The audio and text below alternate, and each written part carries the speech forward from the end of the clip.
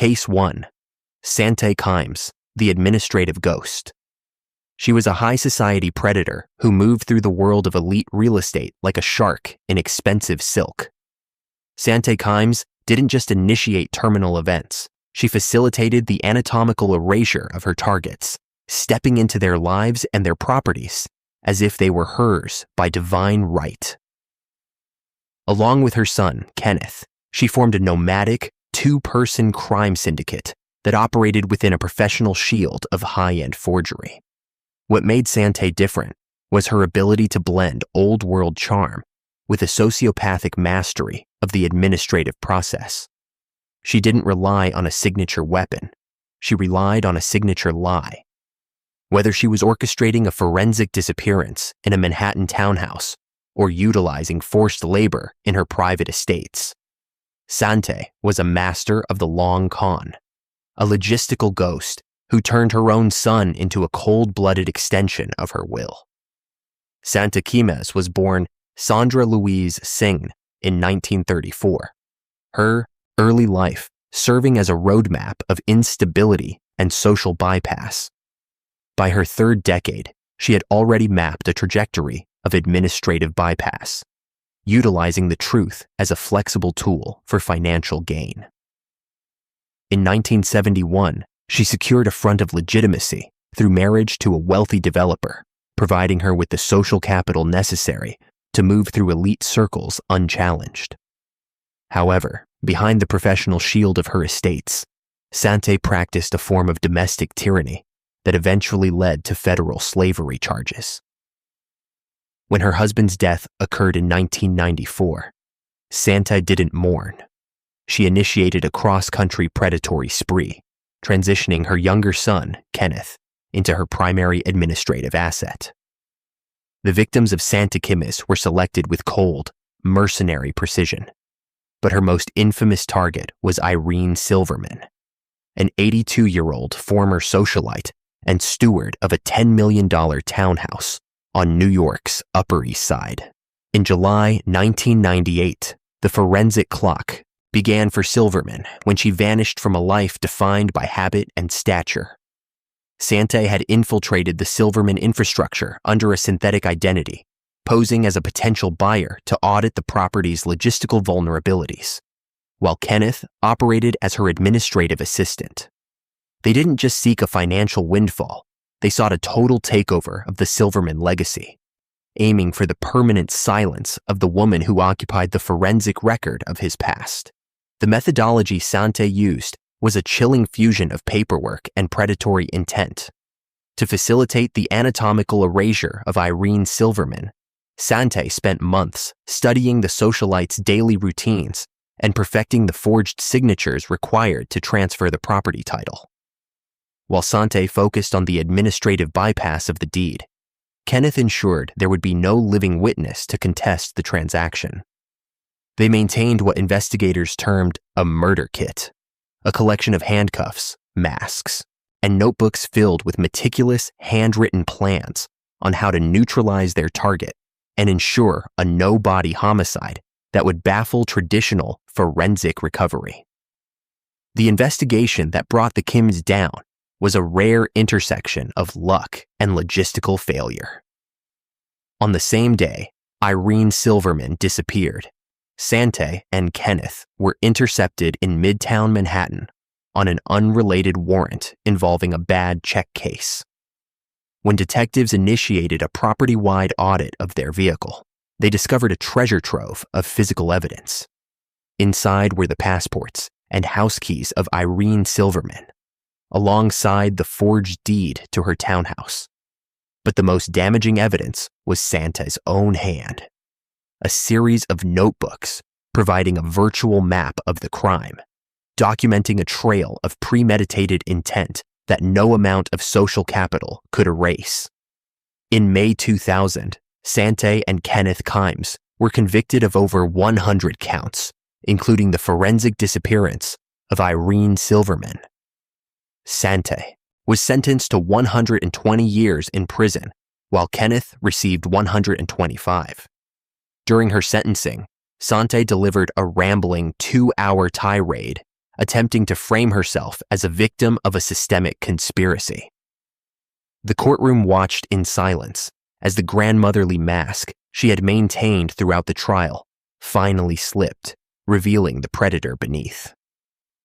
In 2004, Kenneth finally bypassed his mother's influence to confess to the graphic details of the event and the disposal of the remains at a construction site, seeking to save Sante from the death penalty in a separate jurisdiction. Sante Kimes terminated her life sentence at the Bedford Hills Correctional Facility in 2014, at the age of 79. She remained unrepentant until her final breath, never disclosing the location of Irene Silverman's remains. For decades, she had manipulated the legal bureaucracy, just as she had manipulated her victims, filing endless appeals to maintain her facade of innocence. Her son remains incarcerated, a man who traded his autonomy to satisfy his mother's insatiable drive for property and power. The system failed to stop Sante Kimes for decades because she mirrored the environment of her targets. She utilized the bureaucracy of real estate and the loyalty of her own child to hide a trail of anatomical erasure that stretched across the country. She was caught not because of a failure in her primary scheme, but because she couldn't resist a petty theft, a technical error that ended her 40-year campaign of fraud. Sante Kimes spent her life trying to own legacies that didn't belong to her, only to end her journey in a 6x9 cell. The townhouse on East 65th Street remains, but its rightful owner is gone, a victim of a grifter who believed that with enough paperwork, you could make a terminal event look like a standard business transaction. Case 2. Robert Durst, the Scion of Silence. He was a ghost born of glass and steel, a scion of Manhattan who moved through the world with the untouchable gravity of generational wealth. Robert Durst didn't just evade justice. He utilized the insulation of generational capital to facilitate a 30-year forensic blackout. Along with his millions, he formed a nomadic, one-person crime syndicate that operated within a professional shield of high-end legal defense and strategic disappearances.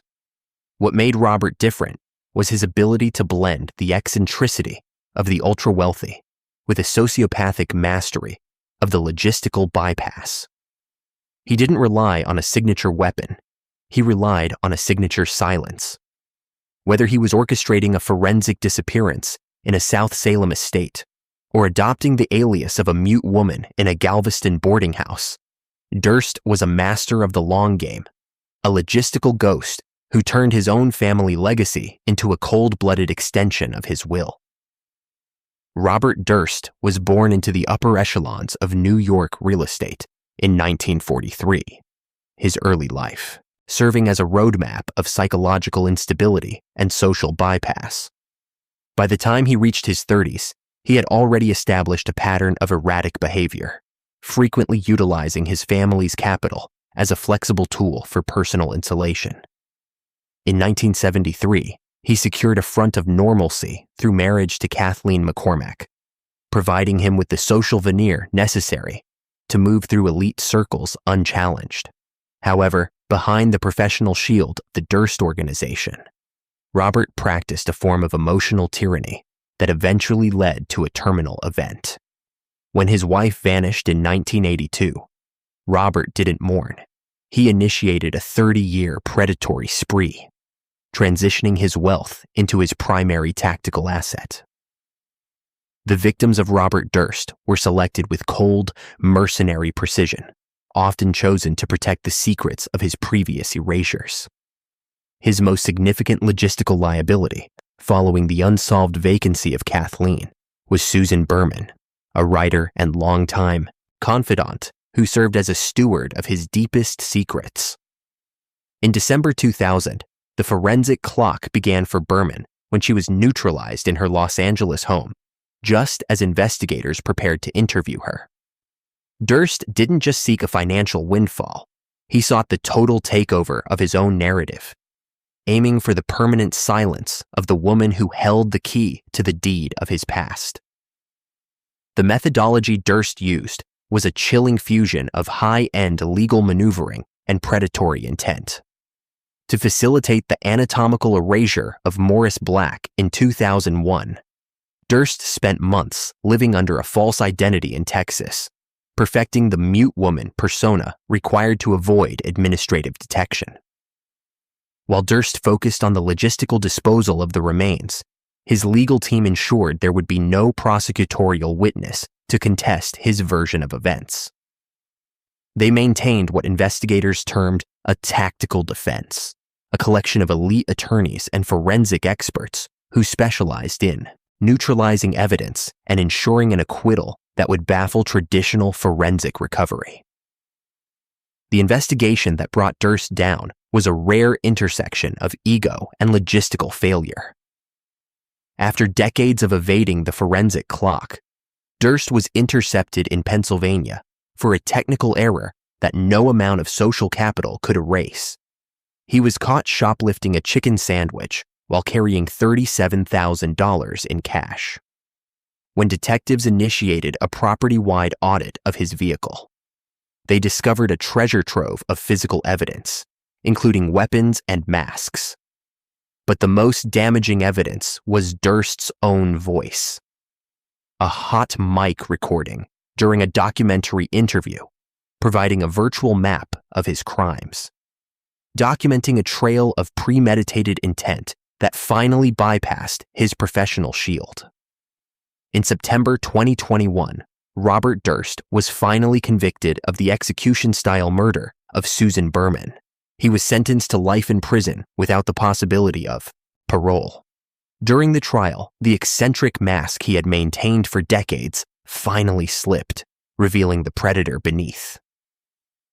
The courtroom watched in silence as the unfortunate scion was revealed as a methodical eraser of lives. In the end, even his generational wealth could not facilitate a final bypass of the judicial process.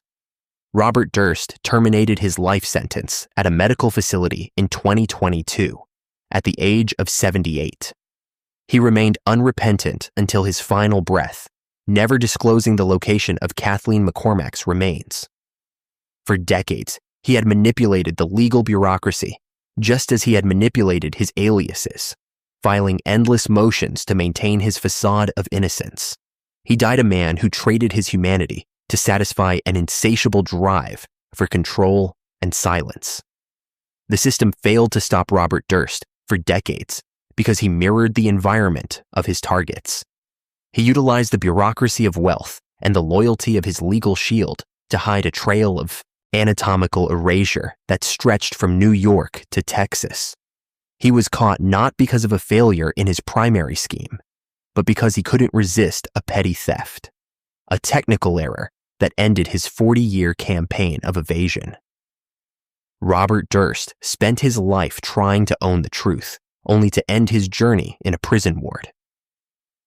The skyscrapers of the Durst organization remain, but the truth he tried to bury is finally exposed, a victim of a scion who believed that with enough money, you could make a terminal event look like a standard business expense. Case number 3, Dorothea Puente, the Garden of Silence. She was a grandmotherly predator who moved through the world of social services like a wolf in floral print. Dorothea Puente didn't just initiate terminal events, she facilitated the anatomical erasure of her boarders, stepping into their bank accounts and their identities as if they were hers by divine right. Operating a Victorian boarding house in Sacramento, she formed a solitary crime syndicate that operated within a professional shield of community care. What made Dorothea different was her ability to blend matronly charm with a sociopathic mastery of the federal benefits process. She didn't rely on a signature weapon, she relied on a signature kindness.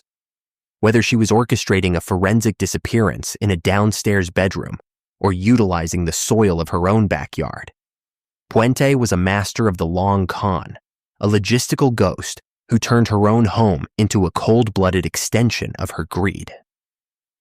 Dorothea Puente entered the civil record as Dorothea Helen Gray in 1929. her early life serving as a roadmap of instability and social bypass. By the time she reached her 30s, she had already established a pattern of check forgery and administrative theft, frequently utilizing the trust of the elderly as a flexible tool for financial gain. In the 1980s, she secured a front of legitimacy through her role as a licensed care provider, providing her with the social capital necessary to move through city bureaucracy unchallenged. However, behind the professional shield of her death house, Dorothea practiced a form of predatory neglect that eventually led to a string of disappearances. When her tenants vanished, Dorothea didn't mourn. She initiated a systematic financial spree, transitioning their Social Security checks into her primary tactical asset. The victims of Dorothea Puente were selected with cold, mercenary precision, targeting the shadow population, the elderly, the addicted, and the mentally ill who lived on the margins of society. Her most infamous target was Alvaro Bert Montoya, a developmentally disabled man who found refuge in her house on F Street. In November 1988, the forensic clock began for Montoya, when he vanished from a life defined by routine and state supervision. Dorothea had infiltrated the social services system under the guise of a selfless volunteer, while she operated as a private executioner. She didn't just seek a financial windfall, she sought a total takeover of her victims' state-funded legacies, aiming for the permanent silence of the men and women who occupied the rooms she intended to re-rent. The methodology Puente used was a chilling fusion of home-cooked meals and predatory intent. To facilitate the anatomical erasure of 7 victims, Puente spent months perfecting the forged signatures required to redirect their government checks. While Dorothea focused on the administrative bypass of the mail, she utilized the physical layout of her Victorian garden to ensure there would be no living witness to contest the transactions. She maintained what investigators termed a garden of silence. A collection of shovels, lime, and floral arrangements used to neutralize the scent of decay and ensure a no-body homicide that would baffle traditional forensic recovery. The investigation that brought Puente down was a rare intersection of persistence and logistical failure. When a skeptical social worker noticed the sudden absence of Bert Montoya, she initiated a property-wide audit of Dorothea's excuses. Despite the grandmotherly mask, detectives discovered a treasure trove of physical evidence buried beneath the petunias. Inside the earth were the remains of 7 boarders, alongside the forged records of their ongoing lives.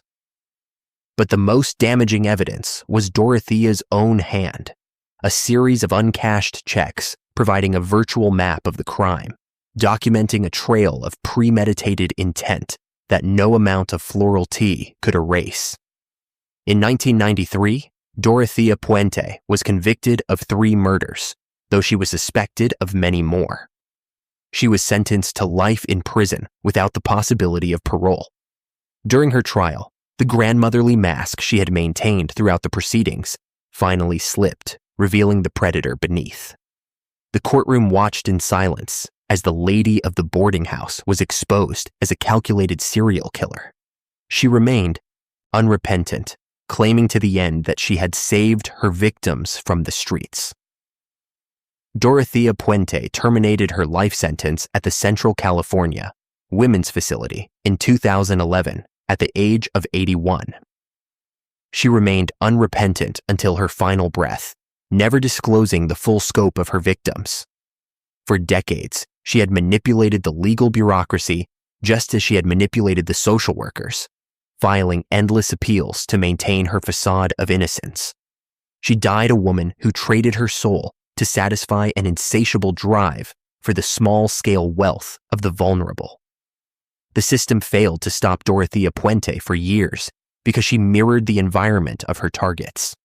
She utilized the bureaucracy of Social Security and the loyalty of the community to hide a trail of anatomical erasure that stretched across her own backyard.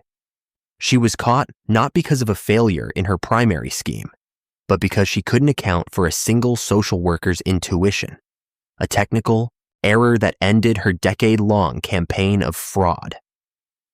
Dorothea Puente spent her life trying to own the meager lives of others, only to end her journey in a prison cell. The Victorian house on F Street remains, but its dark history is exposed. A victim of a grifter who believed that with enough floral prints, you could make a terminal event look like a peaceful retirement. Case number 4. Marissa DeVault, the domestic architect. She was a master of the narrative pivot, an architect of domestic tragedy who moved through the world of personal relationships like a predator in a house of mirrors. Marissa DeVault didn't just initiate a terminal event. She facilitated the anatomical erasure of her husband, stepping into a persona of self-defense as if it were hers by moral right. Operating within the suburban landscape of Arizona, she formed a solitary crime syndicate that operated within a professional shield of alleged victimhood. What made Marissa different was her ability to blend maternal concern with a sociopathic mastery of the narrative process. She didn't rely on a signature weapon. She relied on a signature story. Whether she was orchestrating a forensic scene in a darkened bedroom or utilizing the empathy of her social circle, DeVault was a master of the long con, a logistical ghost who turned her own trauma into a cold-blooded extension of her greed. Marissa DeVault's forensic roadmap began in 1970, her early life serving as a roadmap of shifting identities and social bypass. By the time she reached her 30s, she had already established a pattern of financial manipulation, frequently utilizing the truth as a flexible tool for personal gain. In the years leading up to 2009, she secured a front of legitimacy through her role as a dedicated mother, providing her with the social capital necessary to move through her community unchallenged. However, behind the professional shield of her domestic life, Marissa practiced a form of emotional architecture that eventually led to a brutal escalation. When her husband's death occurred in 2009, Marissa didn't mourn. She initiated a forensic defense spree, transitioning her narrative of abuse into her primary tactical asset. The victims of Marissa DeVault were selected with cold, mercenary precision, but her primary target was Dale Hausner, her husband, and the man who occupied the deed to her future. In January 2009, the forensic clock began for Hausner when he was neutralized in a life defined by domestic routine. DeVault had infiltrated the legal system under the guise of a battered spouse, while she operated as a calculated executioner. She didn't just seek a financial windfall, she sought a total takeover of the insurance legacy, aiming for the permanent silence of the man who stood between her and a six-figure payout. The methodology DeVault used was a chilling fusion of physical overkill and predatory intent. To facilitate the anatomical erasure of Dale Hausner, DeVault spent months studying the psychological triggers required to frame a murder as an act of survival. While Marissa focused on the administrative bypass of the crime scene narrative, she utilized a claw hammer to ensure there would be no living witness to contest the transaction. She maintained what investigators termed a scripted defense, a collection of pre-written allegations and digital searches filled with meticulous plans on how to neutralize her target and ensure a justified homicide that would baffle traditional forensic recovery. The investigation that brought DeVault down was a rare intersection of forensic reality and logistical failure. On the same night Dale Hausner was attacked, detectives initiated a property-wide audit of the crime scene. They discovered a treasure trove of physical evidence that contradicted the defensive story. Inside the bedroom were the signs of a struggle that didn't match her narrative of a sudden, desperate strike. But the most damaging evidence was Marissa's own digital hand, a series of internet searches providing a virtual map of the crime, documenting a trail of premeditated intent that no amount of social capital could erase. In 2014, Marissa DeVault was convicted of first-degree murder. She was sentenced to life in prison without the possibility of parole. During her sentencing, the victimized mask she had maintained throughout the trial finally slipped, revealing the predator beneath. The courtroom watched in silence as the battered wife was exposed as a calculated architect of death. She remained defiant, attempting to frame herself as a victim of a systemic failure until the gavel fell. Marissa DeVault continues to serve her life sentence at the age of 55. She remains unrepentant, never disclosing the full truth of the financial desperation that drove her. For years, she had manipulated the legal bureaucracy, just as she had manipulated her lovers, filing endless motions to maintain her facade of innocence. She remains incarcerated, a woman who traded her integrity to satisfy an insatiable drive for a life insurance legacy.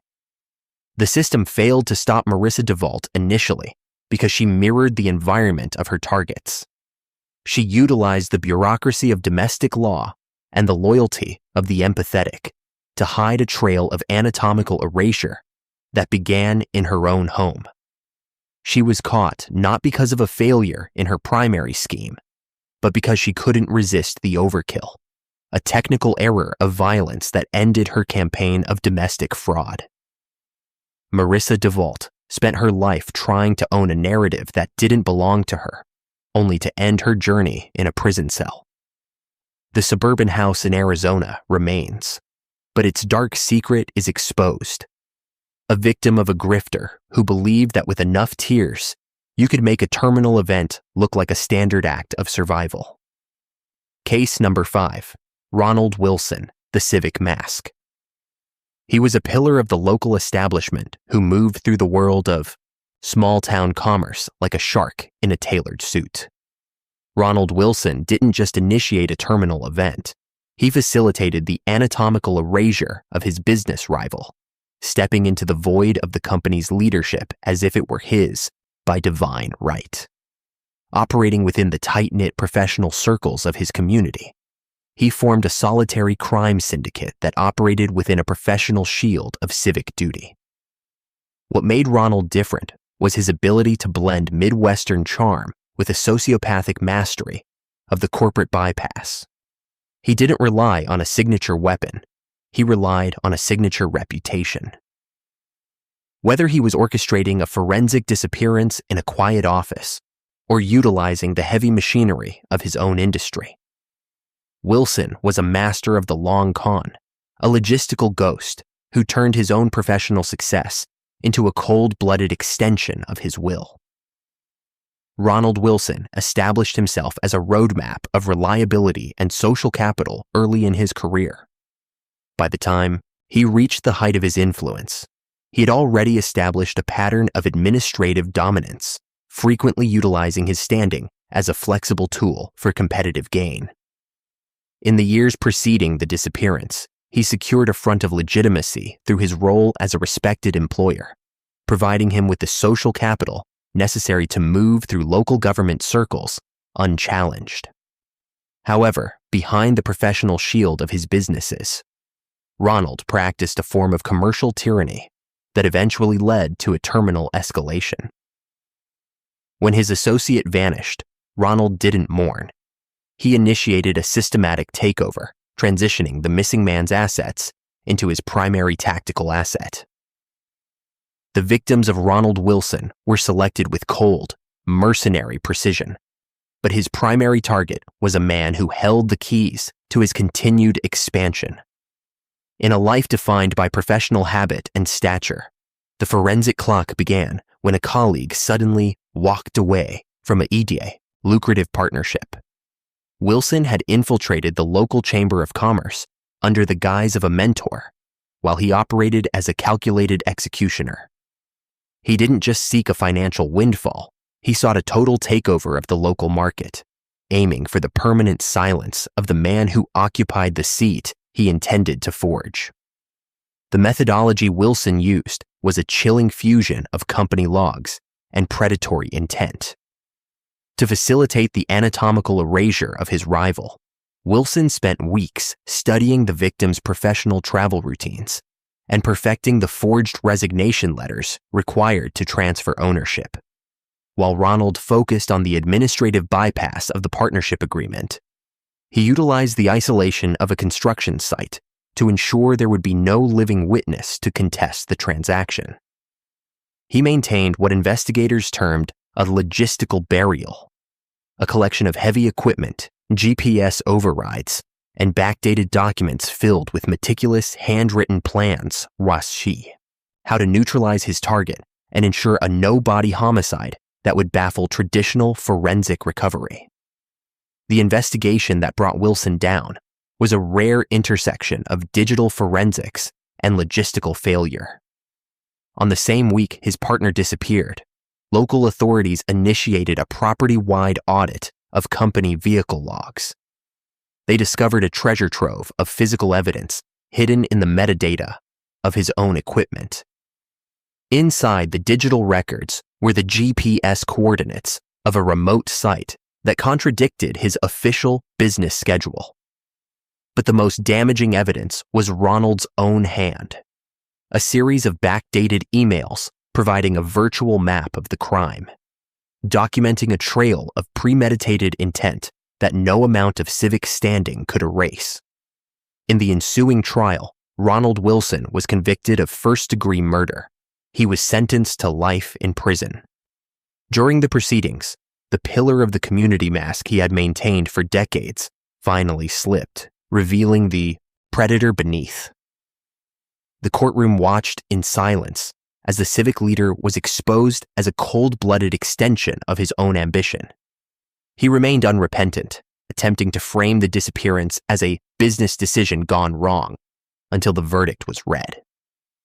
Ronald Wilson continues to serve his life sentence, his professional legacy erased by the very system he once mastered. He remains unrepentant, never disclosing the location of the remains he buried under the guise of progress. For years, he had manipulated the local bureaucracy, just as he had manipulated his employees, filing endless motions to maintain his facade of innocence. He remains incarcerated, a man who traded his autonomy to satisfy an insatiable drive for local power and property. The system failed to stop Ronald Wilson for years because he mirrored the environment of his targets. He utilized the bureaucracy of small business and the loyalty of his workforce to hide a trail of anatomical erasure that stretched across the county line. He was caught not because of a failure in his primary scheme, but because he couldn't resist utilizing his own company's tools, a technical error of convenience that ended his campaign of professional fraud. Ronald Wilson spent his life trying to own a legacy that didn't belong to him, only to end his journey in a 6x9 cell. The storefronts he built remain, but their founder is gone, a victim of a grifter who believed that with enough influence, you could make a terminal event look like a standard corporate restructuring. Case number 6, Andrew Schmuel, the judicial torturer. He was a man of the law who moved through the world of elite litigation like a high-voltage current in a dark room. Andrew Schmuel didn't just initiate a home invasion, he facilitated the anatomical erasure of his victims' security, stepping into their private sanctuary as if he were an officer of the court executing a final, lethal warrant. Along with his wife, Alecha, he formed a tactical two-person crime syndicate that operated within a professional shield of legal expertise. What made Andrew different was his ability to blend the precision of a jurisdictional brief with a sociopathic mastery of the interrogation process. He didn't rely on a signature weapon, he relied on a signature authority.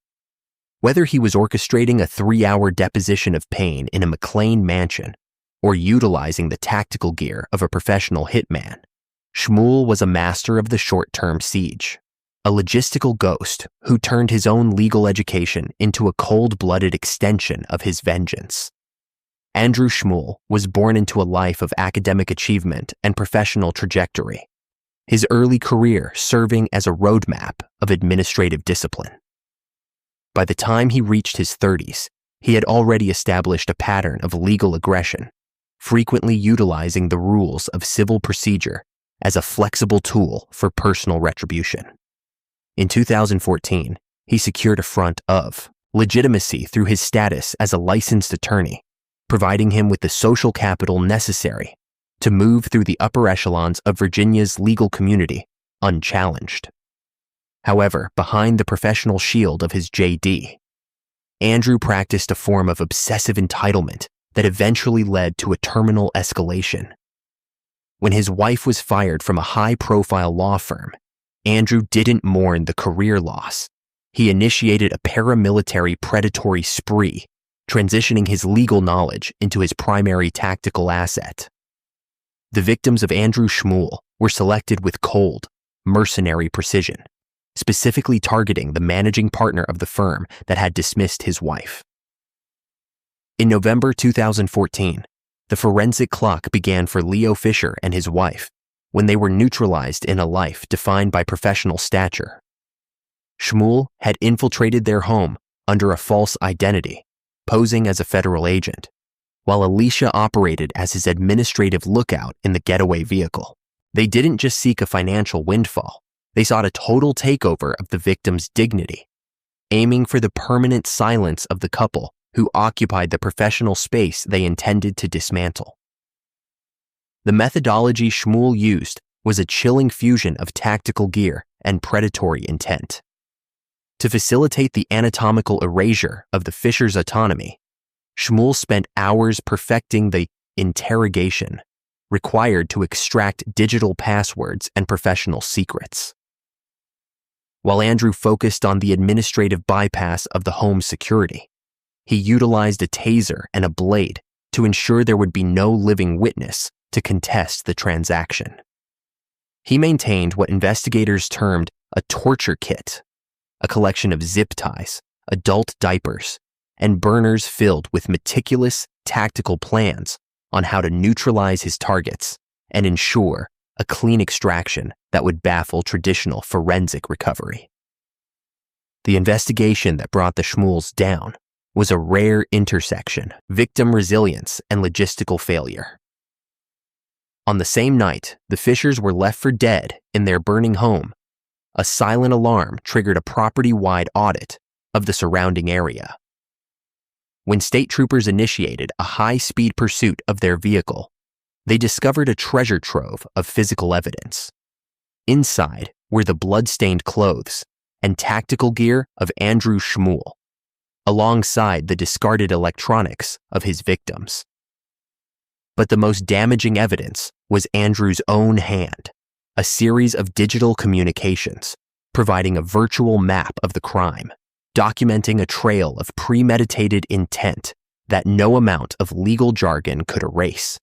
In 2016, Andrew Schmuel was convicted of multiple counts, including abduction and aggravated malicious wounding.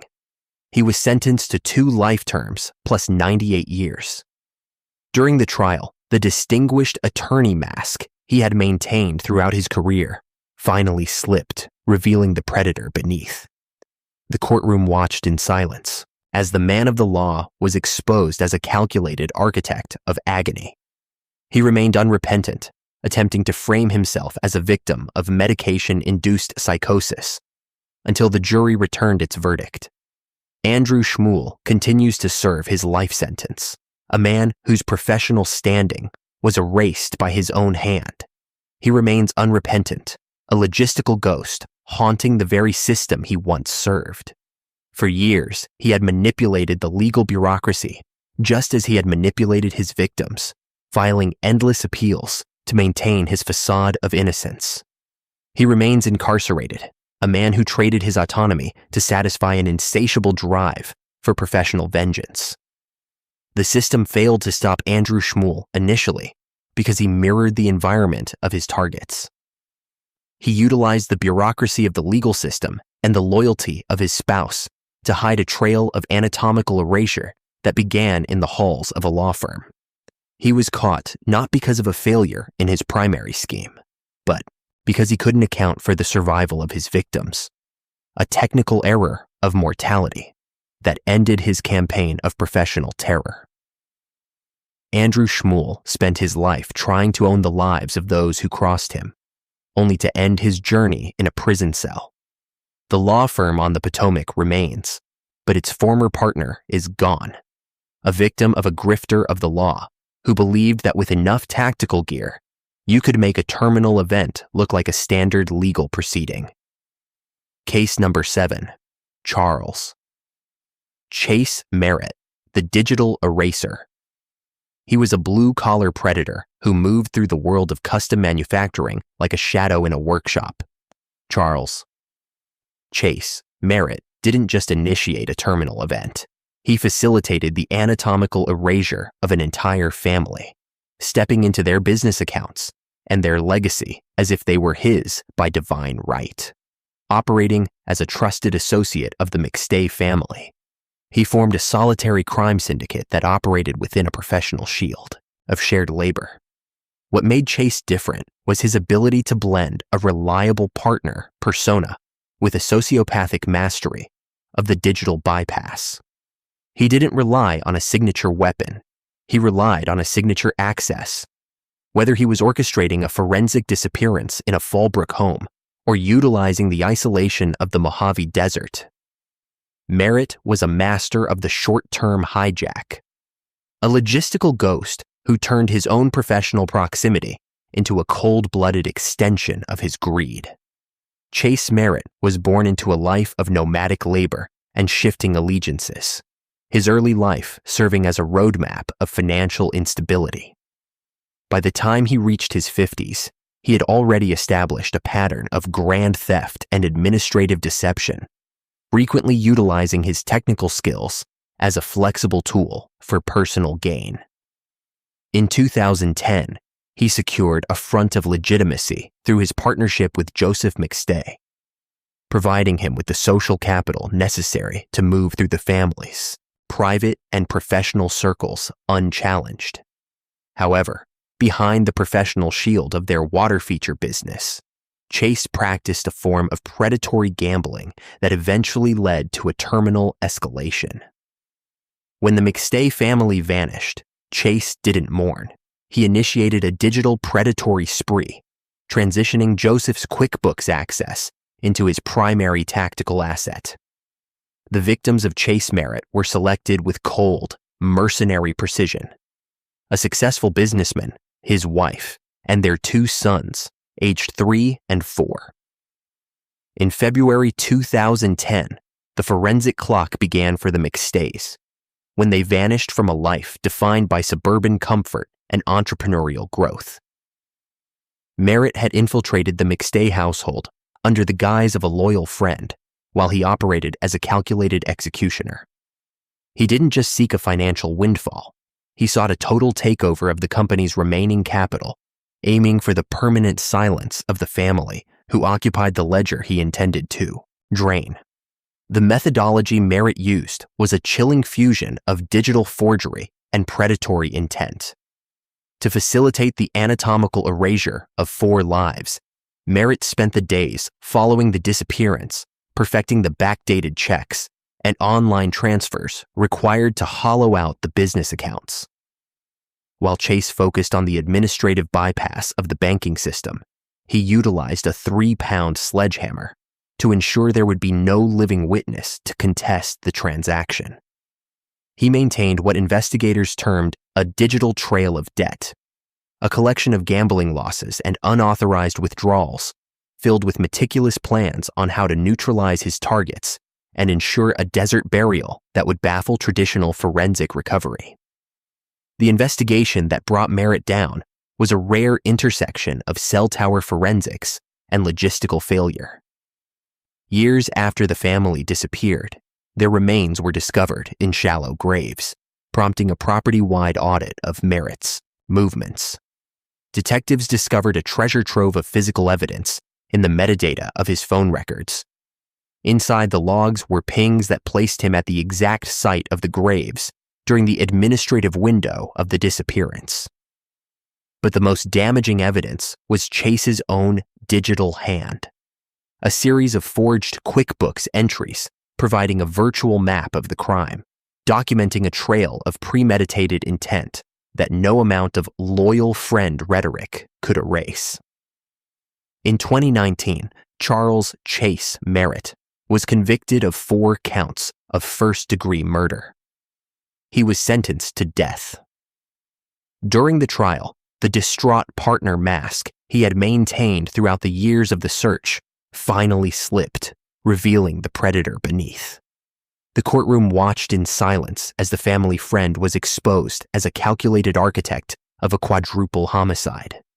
He remained unrepentant, attempting to frame the disappearance as a voluntary move to Mexico, until the forensic evidence proved otherwise. Chase Merritt remains on death row at the age of 68.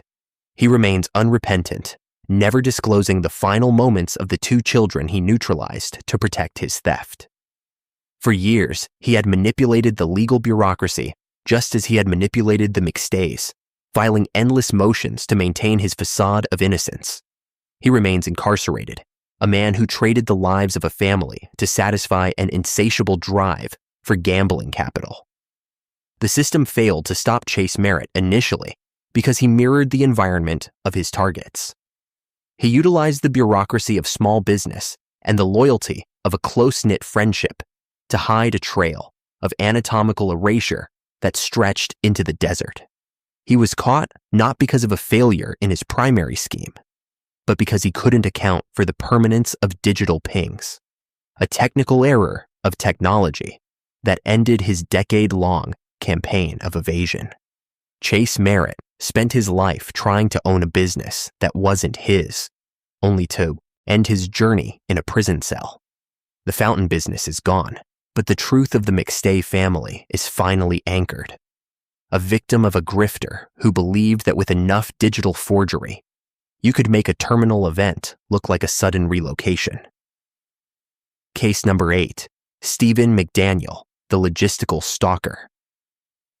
He was an academic predator who moved through the world of legal theory like a virus in a clean room. Stephen McDaniel didn't just initiate a terminal event. He facilitated the anatomical erasure of Lauren Giddings, stepping into the role of a concerned classmate as if it were his by intellectual right. Operating within the confines of a Georgia law school, he formed a solitary crime syndicate that operated within a professional shield of diligent study. What made Stephen different was his ability to blend social awkwardness with a sociopathic mastery of the logistical stalking process. He didn't rely on a signature weapon. He relied on a signature observation, whether he was orchestrating a forensic disappearance in an apartment complex or utilizing the discarded debris of a city's waste management. McDaniel was a master of the short-range siege, a logistical ghost who turned his own legal education into a cold-blooded extension of his obsession.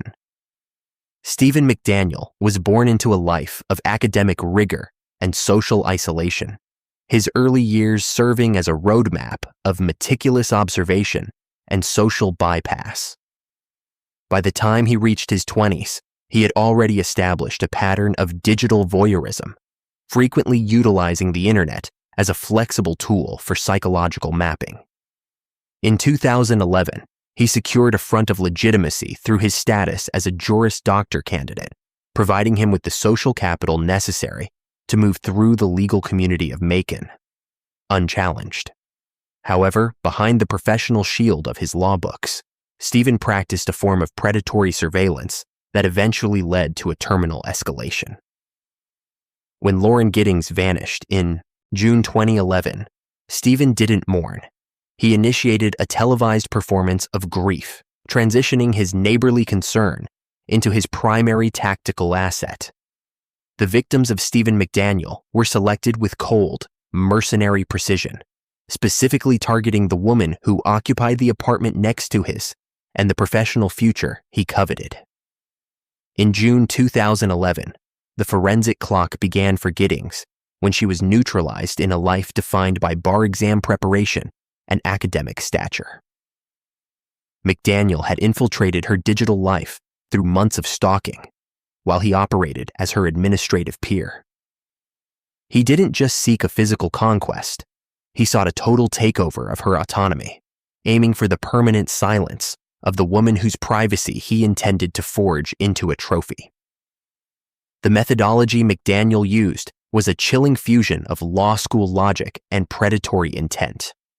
To facilitate the anatomical erasure of Lauren Giddings, McDaniel spent months perfecting the master key, access, and digital surveillance required to monitor her every movement.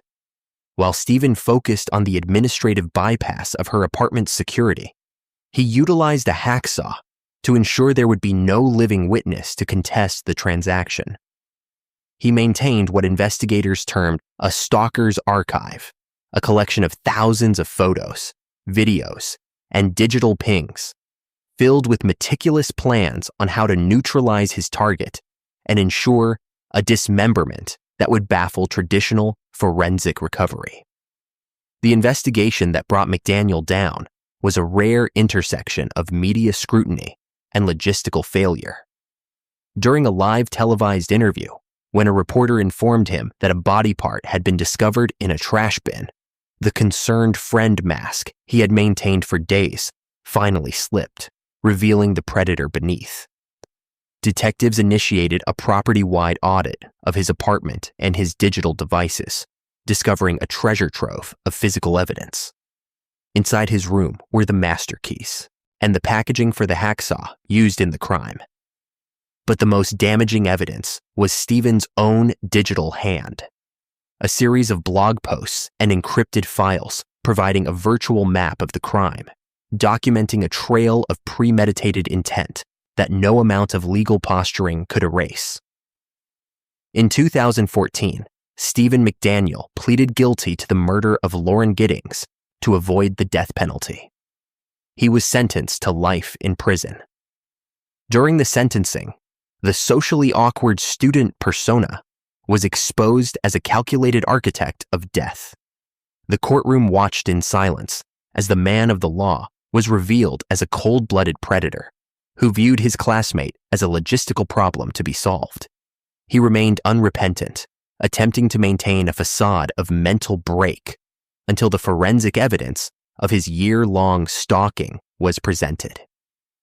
Stephen McDaniel continues to serve his life sentence, a man who traded his legal career for a life of incarceration. He remains unrepentant, a logistical ghost who spent his time in law school studying how to commit the perfect crime, only to fail at the most basic level of emotional control. For years, he has filed appeals and motions, utilizing the very legal system he once mocked to maintain his facade of unjust treatment. He remains incarcerated, a man who traded his autonomy to satisfy an insatiable drive for total possession. The system failed to stop Stephen McDaniel initially because he mirrored the environment of his targets. He utilized the bureaucracy of higher education and the loyalty of the student body to hide a trail of anatomical erasure that began in his own hallway. He was caught not because of a failure in his primary stalking scheme, but because he couldn't maintain his composure in front of a camera, a technical error of performance that ended his campaign of academic fraud. Stephen McDaniel spent his life trying to own the life of a woman who was his equal, only to end his journey in a 6x9 cell. The apartment on Georgia Avenue remains, but its vibrant neighbor is gone, a victim of a grifter of the mind who believed that with enough research, you could make a terminal event look like a standard administrative disappearance. Case number 9, Elsa Segura, the professional setup. She was a bureaucratic predator who moved through the world of the Twin Cities justice system like a ghost in a government building. Elsa Segura didn't just initiate a terminal event, she facilitated the kidnapping and execution of Monique Baugh, stepping into the role of a prospective homebuyer as if it were her by professional right. Operating from within the Hennepin County Probation Department, she formed a high-stakes, cross-sector crime syndicate that operated within a professional shield of law enforcement credentials. What made Elsa different was her ability to blend a sworn officer persona with a sociopathic mastery of social engineering. She didn't rely on physical force. She relied on a signature, voice. Whether she was orchestrating a lethal lure in a vacant Maple Grove property or utilizing the celebratory noise of a New Year's Eve gala, Segura was a master of the logistical setup, a logistical ghost who turned her own career in justice into a cold-blooded extension of a gang-ordered hit. Elsa Segura was born in 1991, her early life serving as a roadmap of civic integration and social bypass. By the time she reached her late 20s, she'd already established a pattern of administrative discipline, frequently utilizing her knowledge of the system as a flexible tool for personal and criminal gain.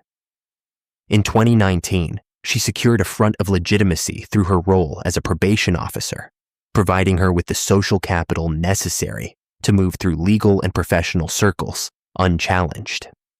However, behind the professional shield of her office, Elsa practiced a form of digital camouflage that eventually led to a terminal escalation.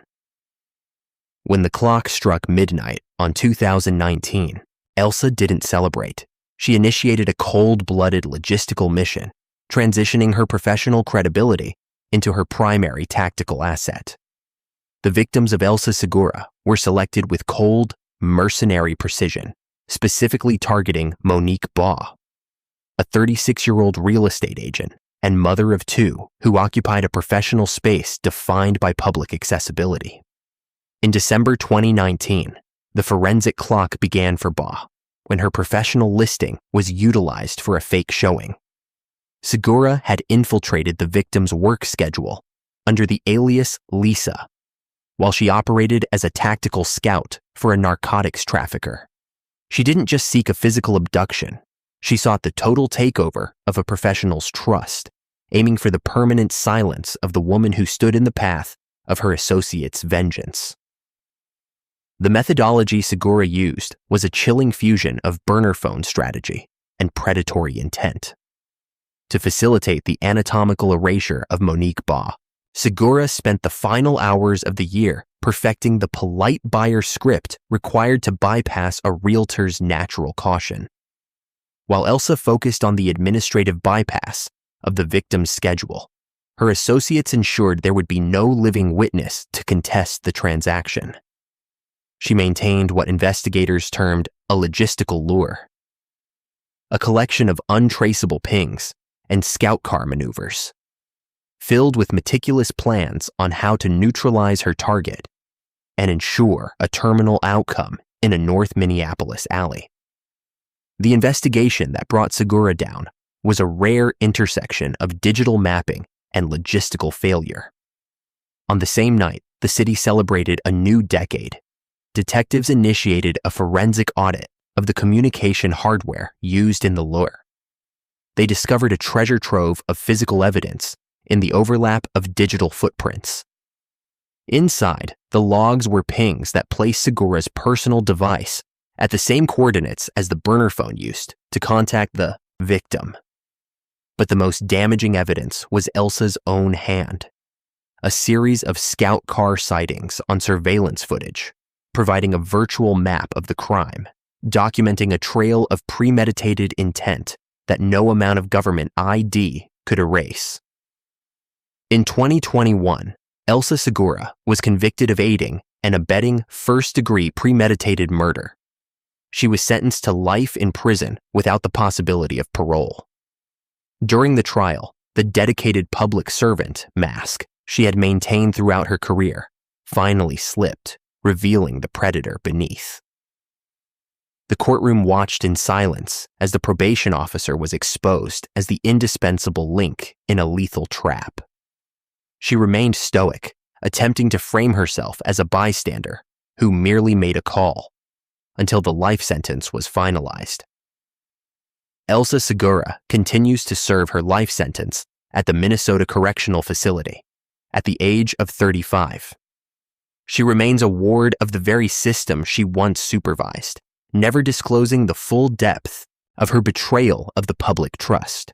For years, she has filed appeals to maintain her facade of innocence, utilizing the legal bureaucracy just as she utilized her badge. She remains incarcerated, a woman who traded her oath to satisfy an insatiable drive for criminal loyalty. The system failed to stop Elsa Segura initially because she mirrored the environment of her targets.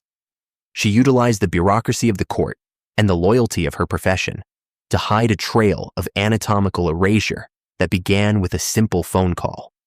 She was caught not because of a failure in her primary lure, but because she couldn't separate her personal digital life from her criminal logistics, a technical error of digital hygiene that ended her campaign of institutional fraud.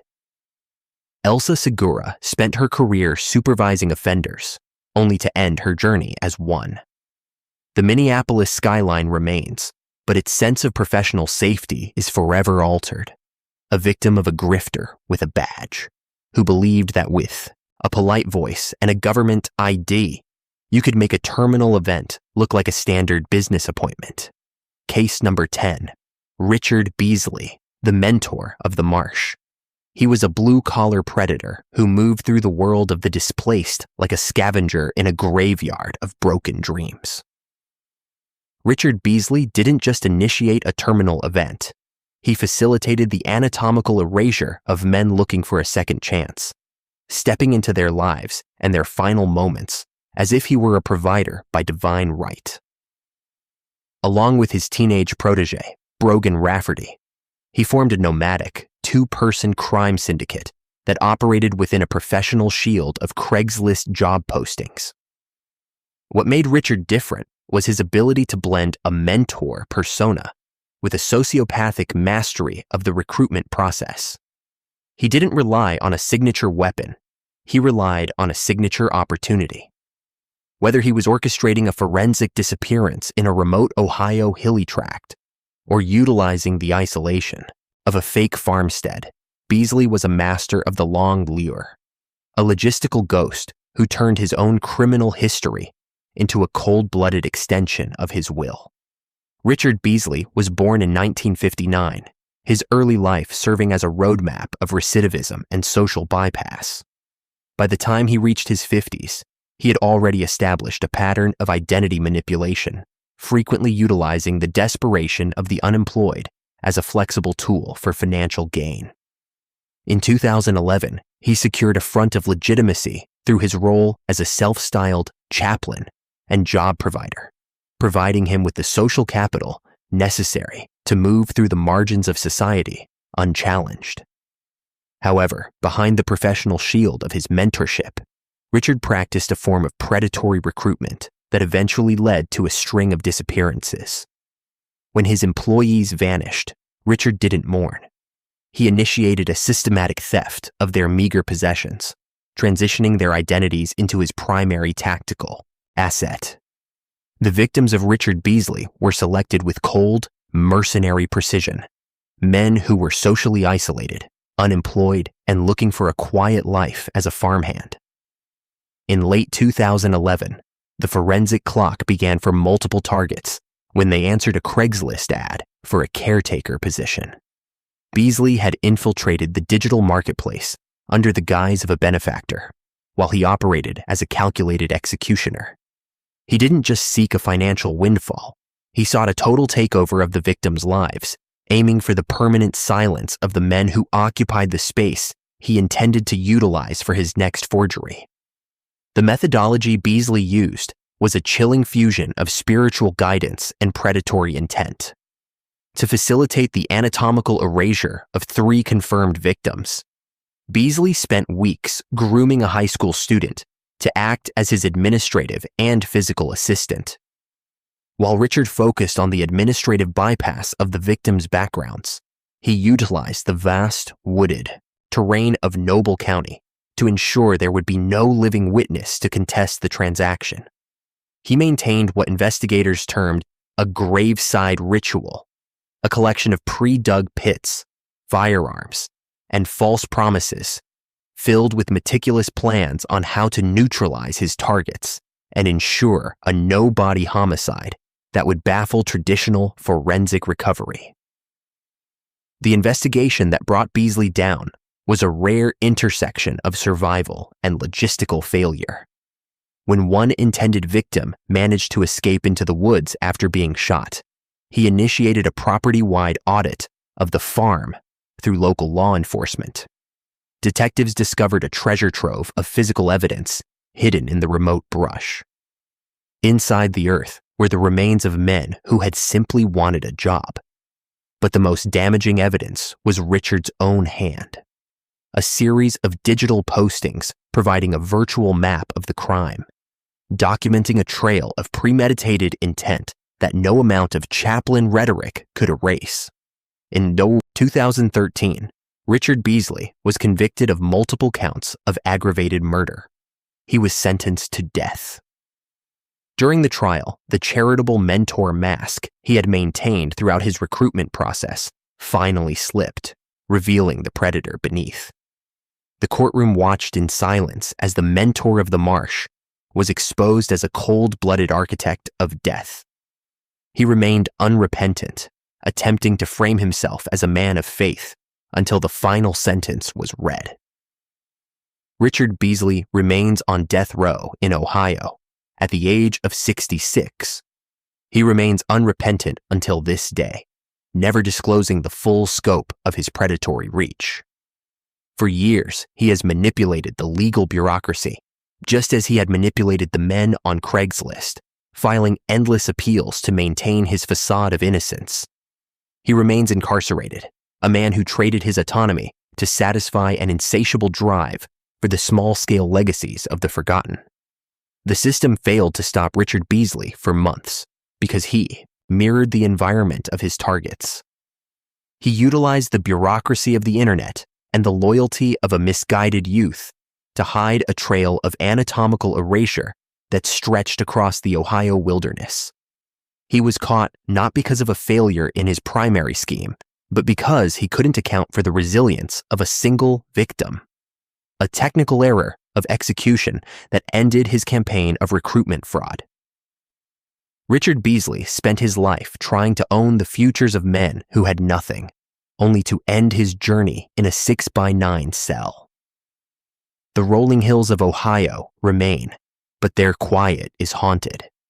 A victim of a grifter who believed that with a job offer and a prayer, you could make a terminal event look like a standard career move.